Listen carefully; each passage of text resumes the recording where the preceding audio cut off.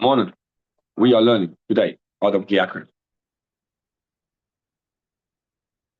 Adam Kiakar is probably one of the most well-known ideas in Hasidus. Not the way it says Adam Kiakar, but this is the Maimer that described it. Two Maimer. Maimer is based on the words Adam Kiakriv Mikem Korban Hashem, which translates as a man who will offer from you a korban to Hashem. That's a problematic statement to say. Yeah, why is it problematic? A man, one of you who offers a korban to Hashem, right? One of you who offers a sacrifice to Hashem. That would make sense. But what you're saying is one who offers from you a korban, a sacrifice to Hashem. So the grammar is incorrect. Can you see that? Mikem? Huh? Mikem is the problem? Yeah. It's like saying, how would you say if you were in Likutei, they say, that's the joke about it. I threw my mother out the window, a towel. See the problem? I threw my mother out the window, a towel. That's the same as saying, one who offers a korban from you to Hashem. Because what you're saying is that you are the korban, and that's the issue up here. I just want to begin something about from yesterday. I think that nowadays there's an accusation, right, being issued at the Jews. The guy told me he went somewhere in a whole discussion with someone about it, and he didn't know why. I said, why? Because the world knows about this now. The question is, what makes a Jew a Jew? In other words, who said we're the real Jews? And you have to answer the question historically. You probably do. Who makes us the Jews? The one who DNA test. But the real question I'm thinking about is, what makes a man a man? Is a man, a woman a woman? I mean, maybe, maybe not. Maybe a man's an animal. Maybe he's not a male or female. And maybe, is it important to be alive? Maybe. Maybe I should be dead. Right? Should you get married and have children? Maybe. Maybe not. Should you get all these questions on? There's an existential question that we have today. And the answer is not to answer everyone, it's to understand why we have an existential loneliness. And I think in Mamar Chasidus, certainly in the previous one, I think even in this one, you'll see, it answers the question. Right? No, it's not going to answer. If I had to ask you, why is a male a male? What's the answer? Maybe you're not. Maybe you're a female. Maybe you're just a male in a female's body. Right? And it sounds ridiculous, but those are the questions that are being asked today. So what it is essentially, and I think it's affected us too. I don't think you can deny that it affects us in the world. It means that who am I? What am I about? And what's my connection to being? It's like it's an existential loneliness that we have.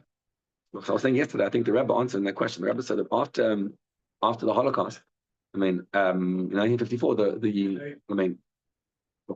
essentially what was ripped away from us was roots, shorashim. The whole notion of who you are and what it means to be you, what it means to exist, was taken away from us. And he writes there how you have to connect people back to their family, back to Yiddishkeit, back to the answer to what makes you a Jew is you learn Chassidus and meditate on it, reflect on it, start keeping Shabbos, like we said yesterday, start doing Torah and mitzvahs, and you'll see what it means to be a Jew. Which means Haman did not accuse us of not being Jewish. He didn't say that it's I hate Jews. Okay, that makes sense. Right? But in the days of the Christians, they said, you guys believe in do they? What's the accusation? Who are you anyway? What's Israel's right to exist? Right? Those kind of questions. Those stem from a detachment from your core being. Too much consumption of social media. So with that, let's see this line. This is one of the most fundamental ma'amarim in Chassidus. On page Beis in Likutei, we moved books. We were in Torah Artel now, the last half a year or so. At the year-end? Tishrei, Tashbin, Kislev, David, Shvat. 4.5 minutes. 1.5 minutes. That's a little over a third. Okay. אדם כי יקריב מכם, להבין החילו שלא לנוכח אדם כי יקריב לשון נסתר, וסיים תקריב את קורבנכם לשון נוכח. The pasuk begins by talking about a man of you, that's third person. One, right? When a man offers, right? And then it changes to akriv es korbanchem. You offer your korban. So it goes from he, third person, to you, second person. וגם דקי יקריב לשון יחיד, ותקריבו את קורבנכם לשון יחיד. אדם מכם? No, אדם כי יקריב. מכם קורבן להשם, מן הבמה ומנצות תקריבו את קורבנכם. So if you want to keep it in uniform, you would say, כי תקריב קורבן. תקריבו את קורבנכם, talking to you. If you want to say אדם כי יקריב, it's אדם כי יקריב, מן הבמה ומנצות יקריבו את קורבנם, third person. If you're talking about starting with the third person, moving into second person, there's a problem in that. And also Mikem is out of place, no? That's another question coming up. But the second question is, why do you go from single, Adam ki yakriv, and then you go takrivu et korbanchem, plural. The third question is, this is the big one, v'gam mikem koidem ki yakriv, or the mikem ki yakriv, what you meant to say is, person from you who offers, not a person who offers from you. Those are the three questions. To explain this, it is known that every single one of us has two souls, as we know, nefesh elikis v'nefesh bamis, the godly soul, the animal soul. Asher nefesh elikis shorsham mibchinas Adam. Godly soul comes from Adam. The godly soul is Adam. Adam Arishon, not a man. Talking about a man, or what are you talking? Adam Arishon. Adam Arishon. Adam Arishon, first of all, is the first person with an nefesh elikis. Number two, Adam Elyon, the supernal man, Hashem up there. See, it says Valdmus Akis Bus Kemare Adam, on the image of the throne of Hashem is the image of the throne is the image of a human being. We learned about it. Another of you went. There's Canaan. Sorry, went to the Matan Torah. They saw Hashem's feet, so to speak. How does it come down to this world? Through Pnei Adam and Merkava. Nefesh Abahamis, Inil Kechamishim Rehoifanim, Shor Shomi Bchinas Bnei Shor. Where does the Nefesh Abahamis come from? Rehoifanim. From Pnei Shor, it's called, which means when Hashem is before the creation of the world, right? So there's Adam Elyon, there's Hashem. It's a metaphor. Adam Elyon is Hashem. Adam Elyon is Hashem, and he rides on a chariot. So he gets to the chariot, and it's carried by four beings, four celestial beings. So there's the Shor is one of them. So he's talking about the Shor is one of them. So now what he's saying is like this. The way it's designed is that the human Adam is led by the carriage, and the carriage has in it an ox. So the goal of the ox is, in fact, to lead the Adam. Adam Elyon. Adam Elyon is Hashem, right? Now, what that means to you is look at your life, and you'll see there's an Adam and there's a Shor. Now, in the Nefesh Abahamis is a Shor. What does it mean? It's a holy angel, and it's meant to lead you to be connected to Hashem more. It's supposed to lead you good places. That's what the Shor is meant to be doing. Alas, we mess up, and what does the Shor do? It leads you to a wrong place. Very simple one. Not trained. If the Adam sits there and he's telling the Shor what to do, it works. But if the Shor is actually stronger than the Adam. An ox is stronger than a human being. So the animal soul far surpasses the brute power of the godly soul. So you put her in this world, what do you tell her? If you don't train her, if you don't do chinuch and education, what's going to happen?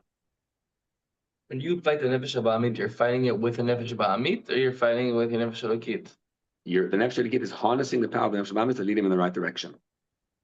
Which means you're showing him what's good about life and what's nice.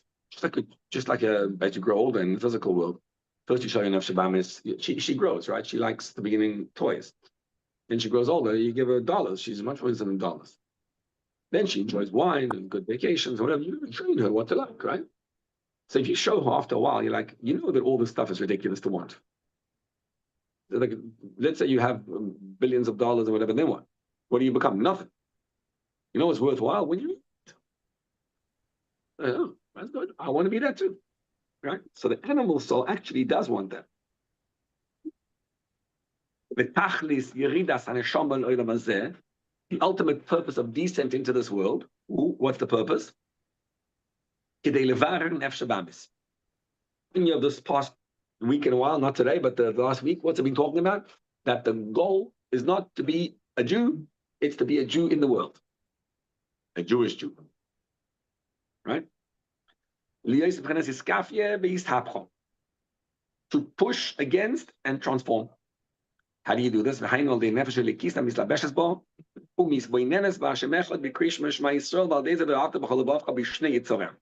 the nefesh elokit. I mean, the goal of the neshama is to descend into the nefesh bamis and to contend with the animal soul and to have to push against it. And when you do that and you meditate on Hashem Echad, then you get to v'ahavta b'chol levavcha b'shnei tzorecha. Remember in the previous time when we were talking about how to keep Shabbos, right? So how do you keep Shabbos? I mean, you keep Shabbos by realizing that your work is all done. You're good. And we asked the question, what do you mean by my work's not done? I don't feel done. The answer is that Hashem wanted the Nefesh Elikis to be in the Nefesh Bamis. That's the goal, right? So in other words, he didn't want the perfection. He wanted the stress. And the Nefesh Bamis is riding the ox. So when you're in that stress of life, that is godly. Help. And when you realize that, you're like, oh, so I am pretty good. I'm doing amazing, actually. So it's not that if you need it to be perfect, that means you have to get rid of the Nefesh Bamis. You have to be a tzaddik, but you don't. You got to work with the Nefesh Elikis in the Nefesh Bamis. Oh. Explain this to someone who doesn't do this stuff. It's also very hard because they think you're insane. They're like, what do you mean? I'm stressed. There's something bad's happening. I need to take care of it. And you're like, no, it's okay. It's hard to even get on the same playing field. Correct. That's why it's the Yosef HaTzadik syndrome. What does Yosef HaTzadik do? He doesn't. Most people, if you're in a dungeon, you're in Mitzrayim, so you're stuck. That's the Nakuda. You're stuck in Mitzrayim because what they tell you is what's the truth. Right. And the truth is not that way. Yosef's like, no, I'm not stuck in a dungeon. I'm sent to a dungeon. You saw the Rebbe's letter where he sends to I mentioned the other day, ladies who were stuck in Detroit. The Neshei Chabad, there was like 150 ladies who went to a thing over there, and then there was a snowstorm and they all couldn't get home for Shabbos. So 150 mummies in the 1980s, whatever, are stuck in Detroit. And for Shabbos, and they can't get out. So they wrote to the Rebbe, whatever, that they stuck and they're all down and whatever. So the Rebbe writes back, stuck. Sent by Hashem to Detroit for Shabbos. Hashem sent you here, right? It's like you just change that and you flip the way you believe, and what happens? Right? When you change the way you believe, you're suddenly not stuck. You're on a mission, and you know what happens when you do. You'll be a Yosef looking around for opportunities in a dungeon. Opportunity. So then it takes 10 years to find the opportunity, but then look at this, amazing. You see how this? It's. We say every day in davening, right? Everybody else is in Mitzrayim. Everybody else is stuck. It's not that I'm the Lord your God who took you out of Egypt. If you realize, Ani Hashem Elekechem, I am Hashem your God, then Asher, you're excited that you're no longer in Mitzrayim. The only reason you believe you're stuck is because of the belief system that the world places on you, which is so hard. It's shackled. It tells you that whatever you are is what you are. First one, right? Viktor Frankl, a secular Jew, discovers that I'm in Auschwitz, but I'm not. A part of me is in Auschwitz. Same thing with Bashkin. Yeah. Rabbi, on a very simple level, not to get it too confusing, right? This Shabbos was a very long davening, Rosh Chodesh benching, long parsha, Yoitzeris in some shuls.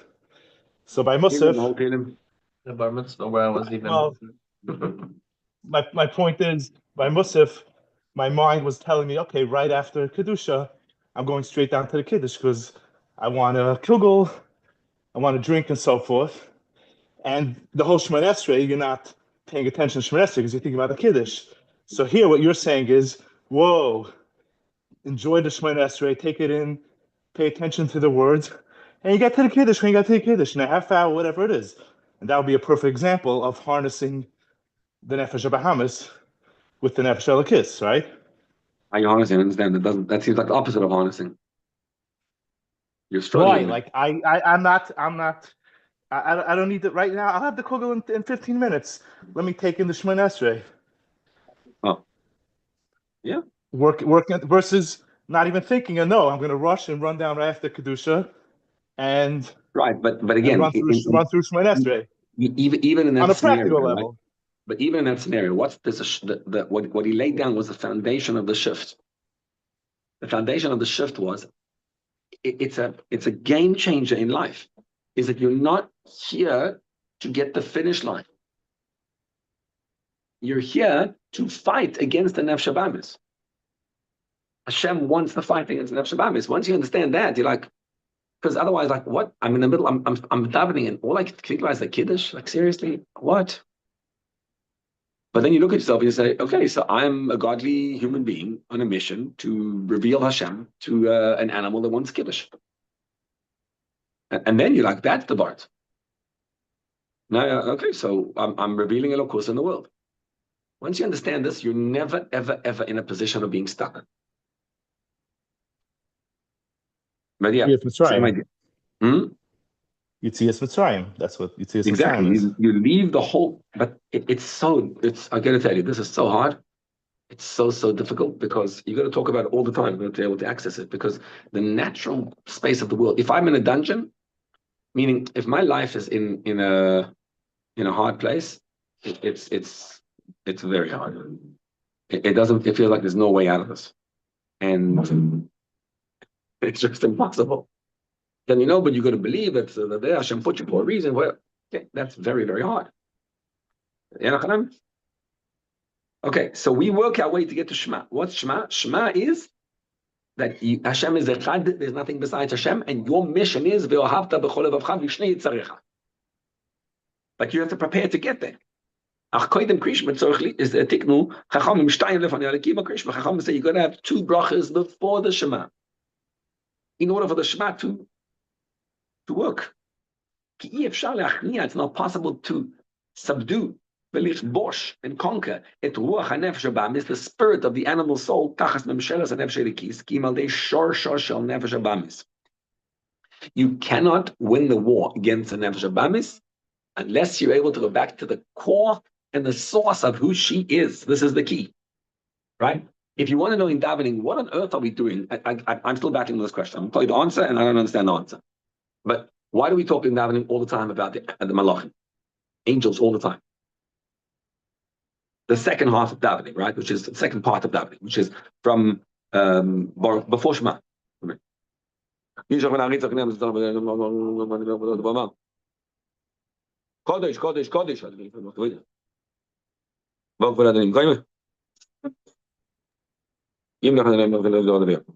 we enter so much into the malachim? The first part of that, I understand. Talking about the physical world.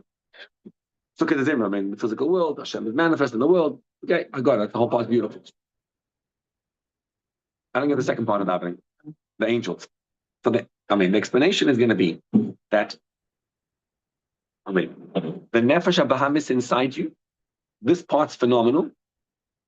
Is an angel. That's what he is. He's not stop getting angry at him. Stop getting upset at him. Right? I mentioned this yesterday, but this guy I was talking to, right? So he's they were giving out money. There were 20 guys that come to give out money, and I told the story. There were 20 guys giving out money, and I think I said on Sunday, Monday, whatever. And 20 guys gave out. They gave $1 million, and he was number 3 on the list. He tells me I'm eating myself up that I wasn't number 1, even though I was better than all the other guys. I gave more than anybody else, but he's eating himself up. But what he's eating himself up by is not that he's eating himself up. He's killing himself all day. Why he doesn't know how to just let go of a midah? Like, you're a strong guy and you can't even let go of an emotion inside you. So he's upset why he didn't come first, but he's resentful why he's upset. Right? And he's like, I'm a powerful guy. I'm a strong guy. The whole world looks up to me.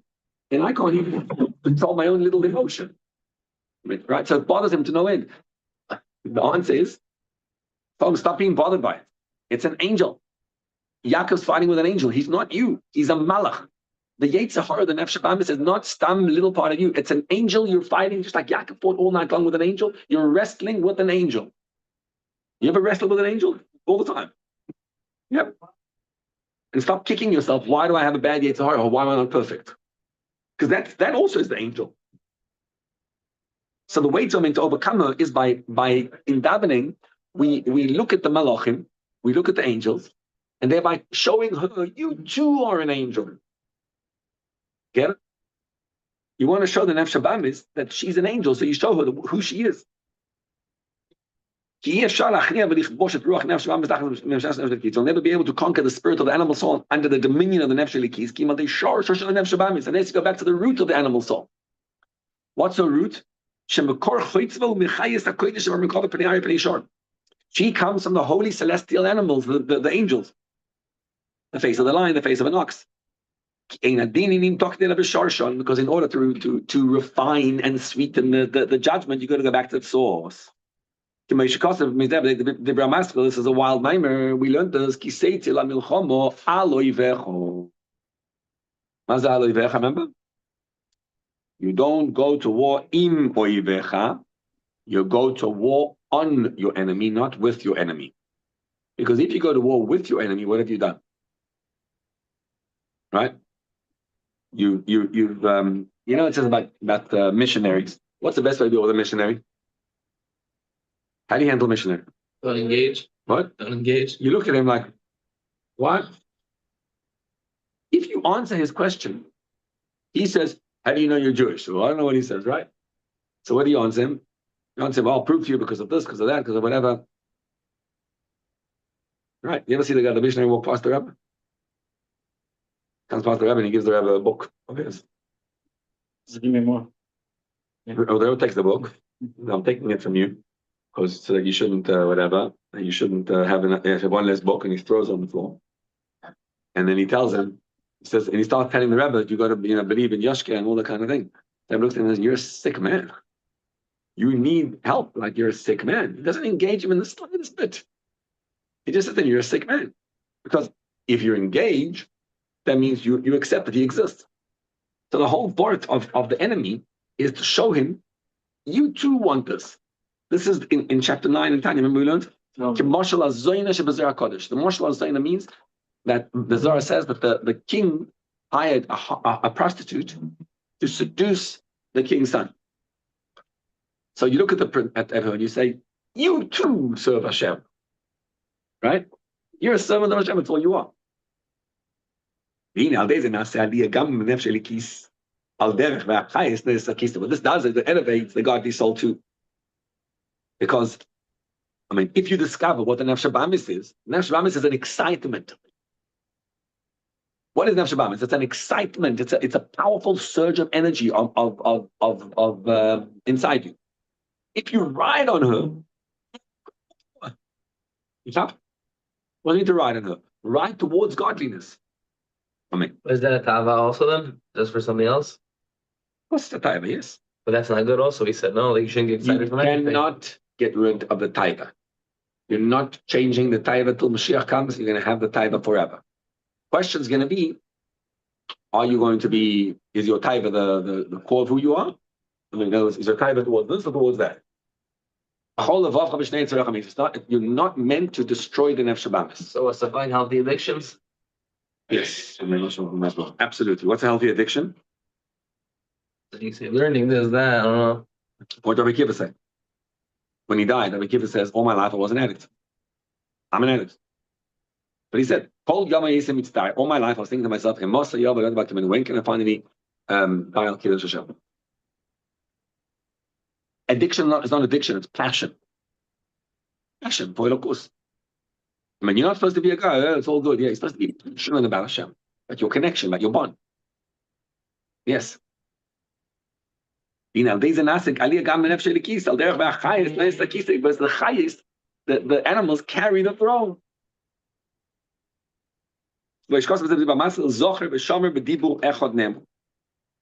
that Zachor and Shamor, both remembering Hashem, and Shamor is the Loisase, the Dibur Echad Nemros are all one and the same Nakuda. So Zachor is the animal, the godly soul. Shamor is the animal soul, and they're both one in one Dibur. The story the Rebbe told a story about a chassid of the Alter Rebbe, I think it was, and he could barely learn anything. He was a Amma Arts gone. Mamish didn't know anything. And he used to daven every day for hours and hours and hours along. He understood the davening, but for hours. And they asked him, but you're not even in London, you barely understand the words of davening. What on earth are you doing for hours and hours? So he said, Azir, I don't know. Azir, hab gehört. I once heard from the Rebbe, gemeint the Alter Rebbe, heard from the Alter Rebbe, he's chazed the word, and he says, Zachor v'shamor v'dibur echad. I translated it. The simple meaning is, remember that Zohar, the Siyam Shabbos Akacha, and Shama Siyam Shabbos Akacha was said in one dibur, the first dibur and the second dibur, right? First, it's in the Torah twice. Hashem said Zachor and Shamor, what a human being can't do. We said that Friday night, Shamor was Zachor v'dibur echad. He translated as follows. He says, Zohar v'shamor v'dibur. When you speak, when a person speaks, should remember and keep in every word that he says, Echad. Hashem is one.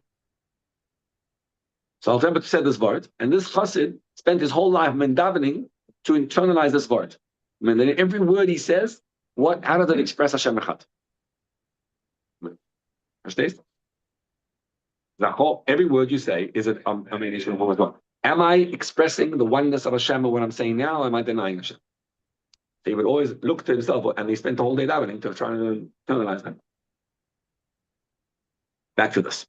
I mean,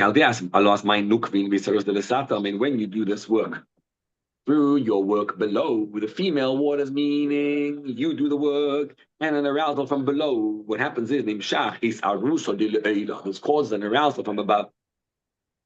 Hence it said by the Korbanos, a sweet smell to Havaya. You offer a korban to Hashem. So he's describing like this.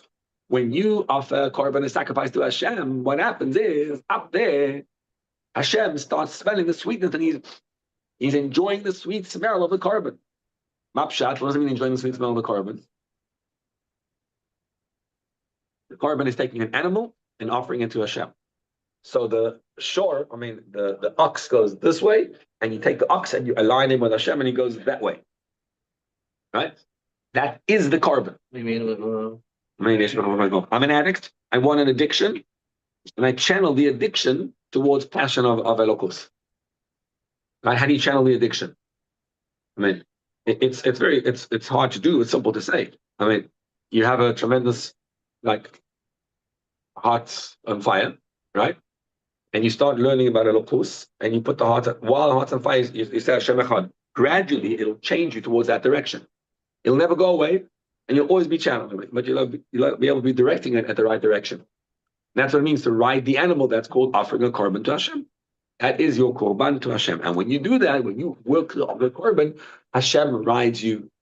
So what does that mean? The avodah is offering your emotions to Hashem, right? Turning your emotions at Hashem. It's wild how this works. It's absolutely wild. Every letter of the Rebbe that he's talking about, right? When he says, then I saw the other day, when a person is desperate and stuck and doesn't know what to do, he's about time, and Hashem has helped you in the past. And you saw, when you were in a position that you were stuck in, there was absolutely no way out, God helps you in the past. And what you're going to see is that if you have bitachon in Hashem, He will get you out of situations you found impossible. Stop worrying about the future. Hashem protects you, controls you, guides you. So when you work on that, in the middle of the hardship, suddenly things change. The problem is most of us don't know how to do that. We're so stuck in what we are that we don't begin to understand there's a way out. And this is what it means to ride it. When you do, a fire comes down shaped like a lion and consumes the korban. And what that means is that Hashem is revealed through the korban. That's the Avodah. So this is the Avodah of offering korbanos to Hashem. And this makes it so real. It's like, wow, now we get that offering korbanos is a central piece of life. Hine, this idea is arousal from below leads to an arousal from above. However, there's something else. Sometimes Hashem does something from above, but He's arousing you. Again, over here, the avodah is, I have a strong taiva. I have a strong, powerful surge of taiva. I don't know what to do about it.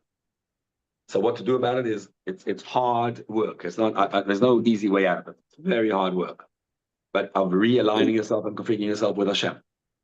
Right? It's like sitting there in the middle of the addiction, watching the wave and succumbing and falling and getting. It's all the work of moving towards Hashem. I think nowadays we're too quick to take pills. Now, I'm not saying any statement about pills, but I think we're too quick to, because there's a work. If you have an addiction or panic attacks or whatever it is, there's work to be done. And it's a symptom of something deeper going on inside you. So panic, let it run, and then feel the bitachon on you. That's called having the animal harness the animal, right? A panic attack, what is that? It's a panic attack. It's an animal gone wild. It's an ox gone wild. And what you do is let it run, and then tell him, hey, Bubale, I got it, but Hashem is echad. And Hashem's controlling, and Hashem's good. So as soon as your heart starts a panic attack, you're stuck and don't know what to do. So what are you going to do now? Your heart's just jumping and racing. So you have no solution. You succumb to the taiva, and you fall. But if you let it run and you allow, and then you meditate that Hashem is echad, Hashem will take you over. This is avodah bitachon. What's bitachon? God is working on trusting in Hashem into your life. But there's something else to be said when it happens from above. This is all avodah v'sarus, the sato, an awakening from below, arousing Hashem from above. But there's also when Hashem does it Himself. To wake a person up and take him out of the slumber that he's into, in the vanities of the world. When Hashem created the world at the beginning. First time around, there was no one to awaken Hashem. So who awakened Him? No one. He awakened Himself. Right? Hashem did the work by Himself. And then He says, every year, Shoshana, you need to do the work to get attached to me. He put him in Gan Eden to work Gan Eden and to protect it. That's the mitzvah asa and mitzvah lois asa. But how did Hashem decide to make man? Who aroused Hashem to want to make man in the first place? The answer is no one. He aroused Himself. Which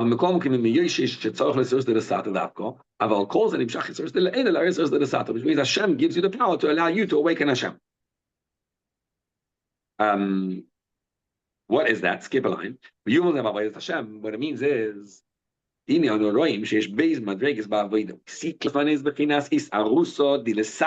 arousal from below, with the toiling of the soul and toiling of the flesh, thinking deeply, with meditating in a broken heart. Through this, what's going to happen?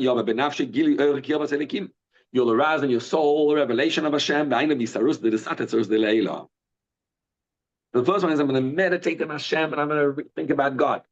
And I'm going to arrive at a closest to Hashem just by realizing how Hashem is with me. Right? That means it's a basic avodah.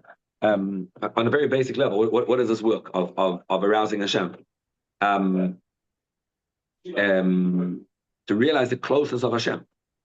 It's break your heart and realize how, in that example, I'm all the time worried and stressed out, and I never believe that Hashem is protecting me, and I never allow myself to feel the bliss and joy of just being good and fine. I'm good, and it's hard work to realize that Hashem is not looking for you to achieve that.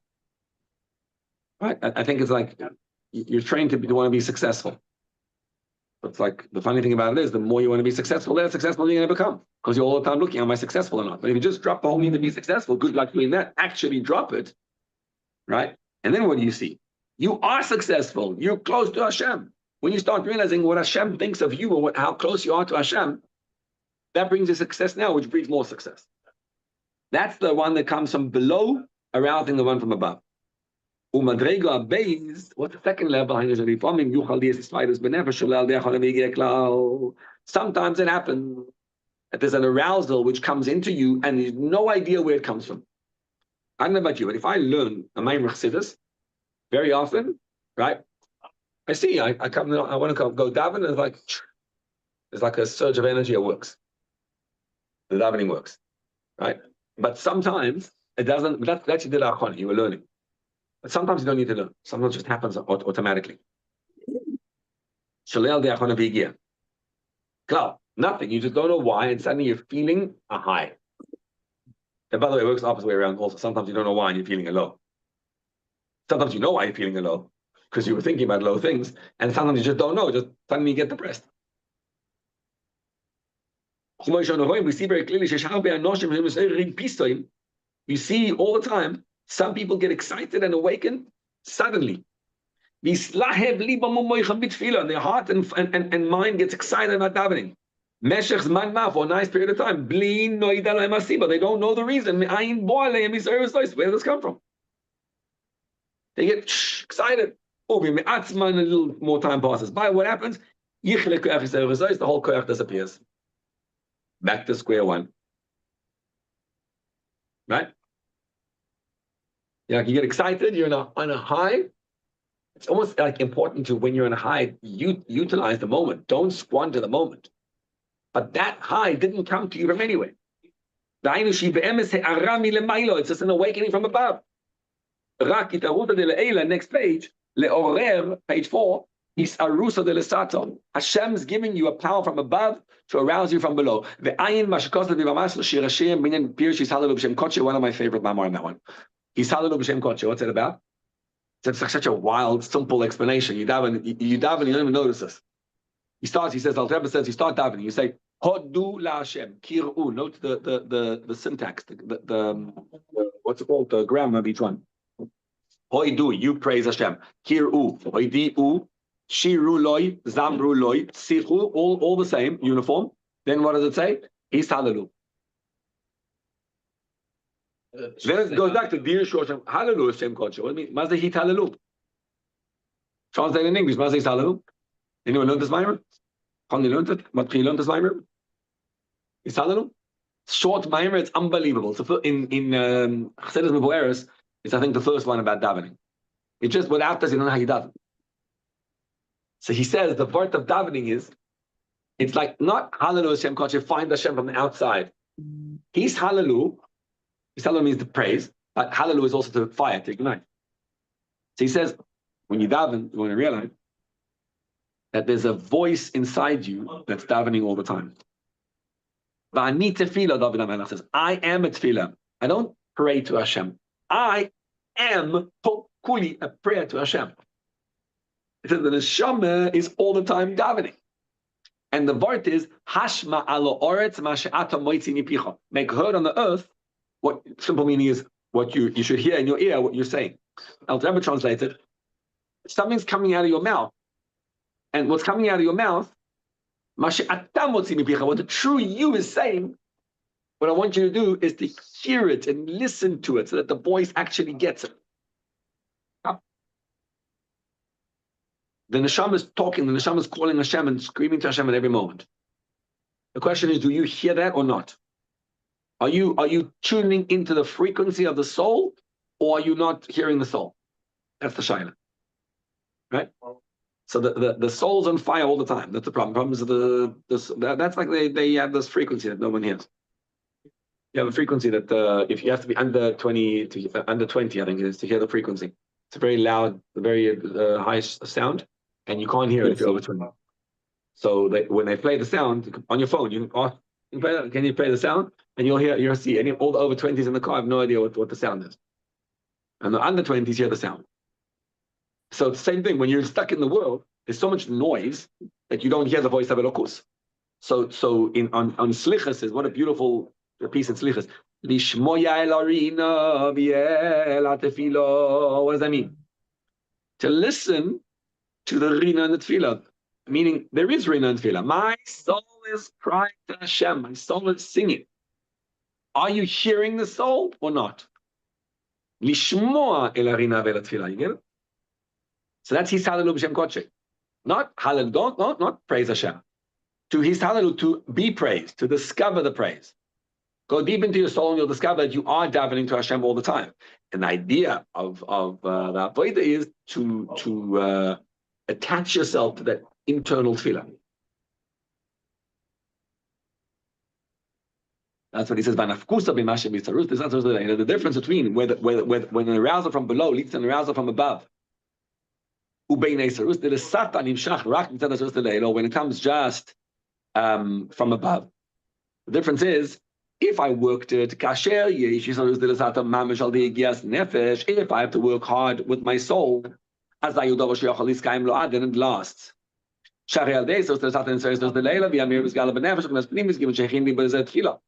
Through an arousal from below, you awaken an arousal from above.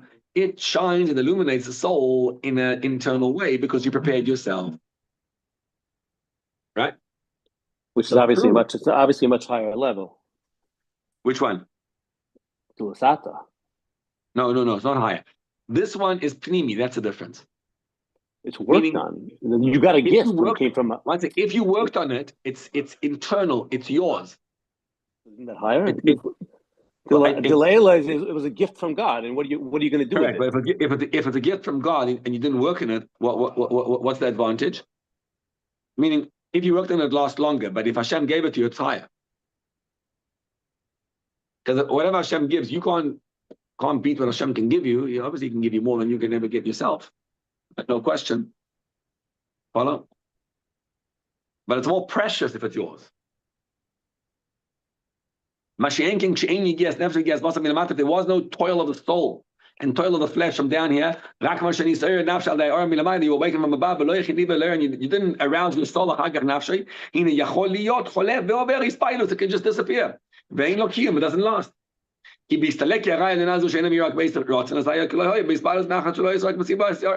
was only there because of the above. Therefore, as soon as the reason moves away, so then the whole thing moves away. If Hashem gives it to you, what happens? If you didn't prepare for it, as soon as Hashem moves away, it's gone. You have to grab it. As soon as the light disappears, the whole thing goes away. That's like what it says. It's like it says Shlomo Melech had. When did he start sinning with Bas Paret? After he killed his Rebbe, Shimi ben Geir. The whole story there.